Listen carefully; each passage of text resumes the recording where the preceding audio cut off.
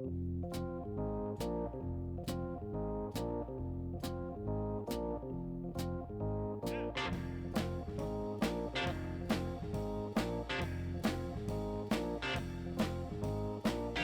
l'acquisition de la Désirade, on a toujours navigué à la barre franche.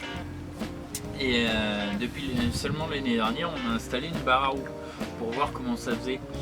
Et on s'est inspiré du système de Moitessier qui est présent dans ces bouquins.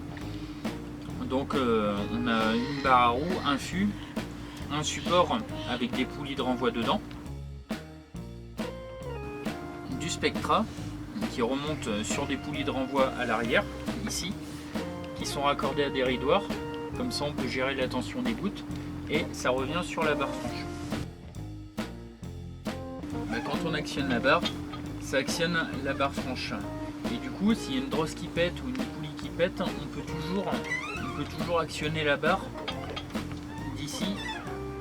Ça fonctionne. C'est un petit peu dur, mais ça fonctionne. Nous, ce qui nous intéresse dans la barre à roue, c'est qu'on est souvent à la barre et du coup, on était mal positionné, on n'était pas très confortable pour des longues distances avec la barre franche. Et le régulateur qu'on a, il est un peu juste pour le bateau.